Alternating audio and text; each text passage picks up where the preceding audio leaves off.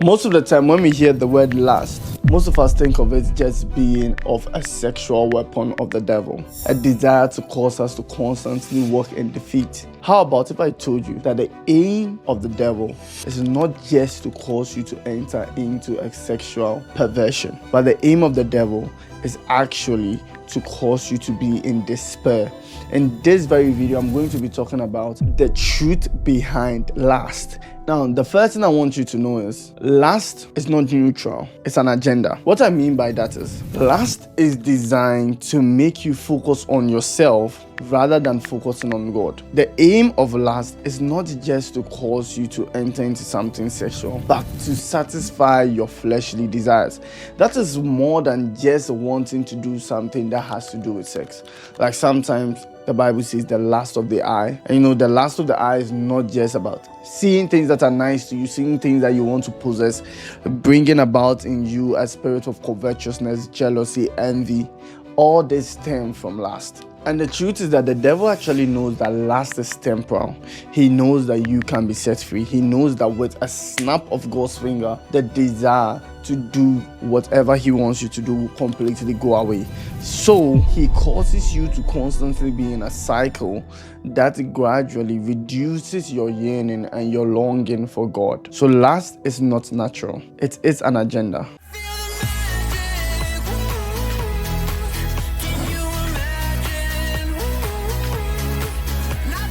Hello there, my name is Gabriel Oppong-Mensah. I'm a Christian content creator, mainly focusing on parenting and how to uplift family values, as well as helping young Christian adults heal resentments and build stronger family bonds. If today is the first time you're watching any of my videos, you can take this as a token from me to you to say, how are you doing? And enjoy the rest of the video. If today is your second, third, fourth, fifth time you're watching this video, all I ask you to do is to hit the subscribe button.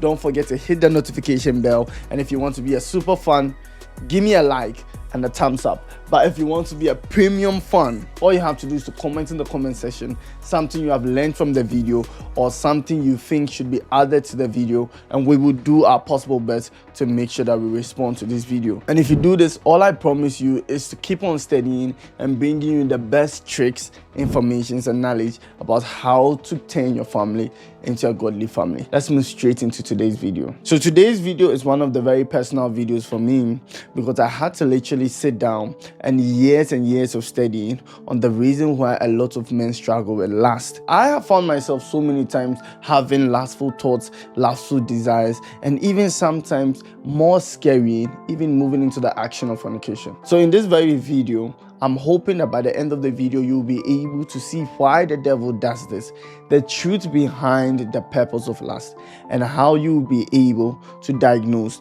whether you are in such a situation. Point number 2, the aim of lust is to cause you to fall into despair. Now, despair goes beyond depression. I have never actually seen myself in depression until 2024. I went into one of the craziest times of my life. I literally have a video on the channel where I spoke about it and how God saved me. It's very, very important that you pay attention to some of the cues and some of the things that leads to depression. But then it surprises me to know that lust goes beyond depression. That is despair. The goal of lust is to cause you to fall in despair. Now, despair is not just when you lose hope. This is when you feel like there is no solution, there is no way out, and there's no better future.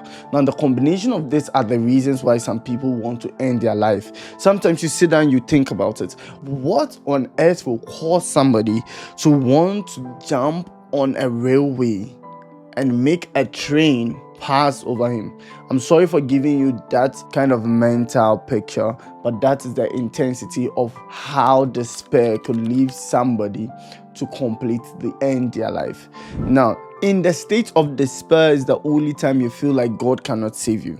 As soon as you feel like God cannot save you or God cannot forgive you in a particular sin, the devil is gradually creeping in despair. And this mostly happens when people are struggling with lust. Point number 3, the cycle of lust and repentance.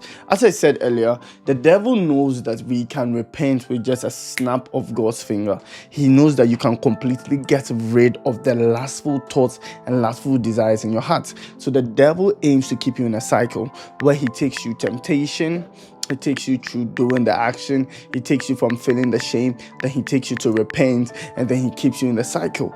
And the devil, he learns from our mistakes, even if we don't, and that is how he keeps us running in cycles. The best thing for you to do is to learn the triggers, learn what constantly keeps you in that particular zone, learn why you are constantly wanting to gratify your flesh, you are constantly wanting to feed your flesh, you are constantly wanting to do the desires of your flesh, and this is gradually causing you to be in a cycle. So you cry about it, you repent, then you pray, then you fall back into the sin, then you cry about it, then you repent, and the cycle that the devil keeps putting you is gradually reducing your patience, gradually reducing your yearning, gradually reducing your hunger for God, and before you could say jack, you'll be completely out of the faith. And point number 4, freedom is possible through awareness. What I mean by that is, once you are able to diagnose yourself of this plague that the devil, or this weapon that the devil is using in the children of God,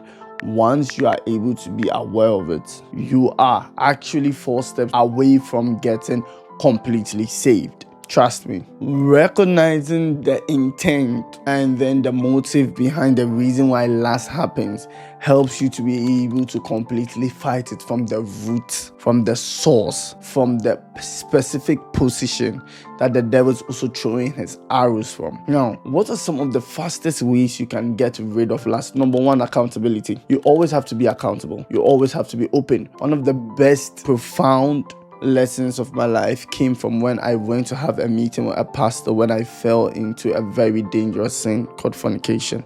And this pastor said to me, Gabriel, be like an open book. Like you see my Bible open right there. If you pay close attention to the Bible, you will be able to see which verses are highlighted right behind me. And that's what he wanted me to be. An open Bible. That literally saved my life. I was like an open book, easy to read, told people the truth, open up. I know sometimes you say it's painful, sometimes it hurts. People hear the true you, they begin to act some way, but your identity is not in your activity. You are not identified by the things that you have done. You are identified by whom you are. If you belong to God, then you are identified by God. You are not identified by those things. Your identity lies in God. So number 1, you have to be an open book. Number 2, confession. You have to let it go out of you. You have to tell somebody in authority. You have to tell somebody who can help you that you are struggling with this. Secrecy is the fuel for lust. Once you are secretive about it, the devil is going to keep fueling it up, and you get to a place you will never be able to save yourself. Scriptural meditation. You have to take the word of God. You have to meditate on it. You have to look for ways and means. You have to bring forth a hunger. You have to attack it like a plague. You have to attack it like a lion that is staring right into your face. It's head on. It's one-on-one. You have to take the bull by its head. Pray and break the cycle.